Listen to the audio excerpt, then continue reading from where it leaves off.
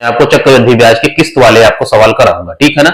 इन सवालों को करने का सेट पैटर्न है, उसको आप सीख लीजिए तो सारे सवाल आपसे आसानी से बन जाएंगे, ठीक है ना। देखिए सॉल्यूशन को आप, यहाँ पे राशि आपकी कितनी दी हुई है, 99,960 आपकी राशि दी हुई है, ठीक है ना। रेट आपका 7.5% है। 2 समान वार्षिक किस्तों में आप भुगतान कर रहे हैं तो किस्त की आपको राशि बतानी है, ठीक है ना। तो ऐसे सवालों में आपको क्या करना है, रेट को पकड़ना है, ठीक है ना। तो देखो 7.5% क्या है आपका, 7.5% है। 7 सही 1/2%, ठीक है ना। तो इस रेट को आप तोड़िए तो कितना हो जाएगा, 7 दूनी 14, 15 बटे में आपका 2%, ठीक है ना। इसको आप फर्दर तोड़िए तो कितना हो जाएगा, 15 बटे में आपका 200, ठीक है। अभी देखो 5 से कट रहा है, इसको काट लीजिए तो कितना हो गया, 5 × 15 और 5 × 20 आपका, ठीक है ना। 3/40 आपका फ्रैक्शन आया है, ठीक है ना। सवाल को आपको रेट से ही सॉल्व करना है, ठीक है ना। अब देखो पहले साल के लिए रेशियो क्या होगा आपका, धनराशि क्या हो रही है, 40 से आपकी 43 हो रही है, ठीक है ना। जितना टाइम रहेगा उतना ही आपका पावर होगा, ठीक है ना। देखो दूसरे साल के लिए आप क्या करेंगे, दूसरे साल के लिए आपको 40 और 43 है ना रेशियो, ठीक है ना। और समय कितना है आपका, दूसरा वर्ष है, तो इसको आपको पावर 2 कर देना है, ठीक है ना। अगर तीसरे वर्ष के लिए रेशियो लिखना होता तो पावर 3 कर देते, अगर चौथे वर्ष के लिए लिखना होता तो पावर को हम 4 कर देते, ठीक है ना।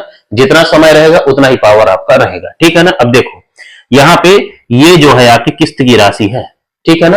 और यहाँ पे क्या है, समान वार्षिक किस्त है, किस्त की राशि आपकी समान होनी चाहिए, ठीक है ना। तो आपको देखो ये 43 का स्क्वायर है और ये केवल 43 है, तो इसको बराबर कर लो, तो यहाँ पे 43 से गुणा कर दो, ठीक है ना। तो रेशियो को मेंटेन करने के लिए आपको यहाँ भी 43 से गुणा करना पड़ेगा, ठीक है ना।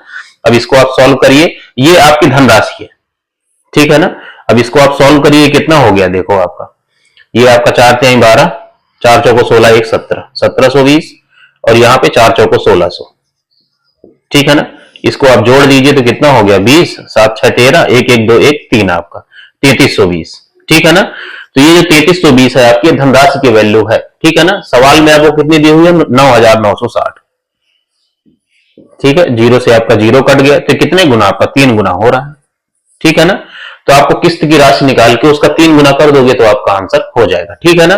किस्त की राशि क्या है आपका, 43 का स्क्वायर है, तो इसका स्क्वायर करो 43 का, क्या होगा आपका 3 × 3 9, 4 × 12 2, 4 × 12 दूनी 24 की 4 हासिल आए 2, 4 × 4 16 और 2 18, 1849 है आपकी किस्त, लेकिन उसका 3 गुना करोगे वही आपका आंसर होगा, ठीक है ना।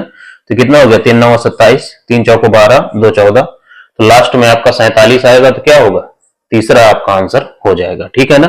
सॉल्व कर लो आप, ये कितना, 3 9 27, 3 4 12 2 14, 3 8 24, 1 25 और 3 1 के 3 2 5, आपका 55 47 आपकी राशि आएगी किस्त की, ठीक है ना। तो ये किस्त वाले सवाल होगा, ये 2 साल के लिए है, ठीक है ना।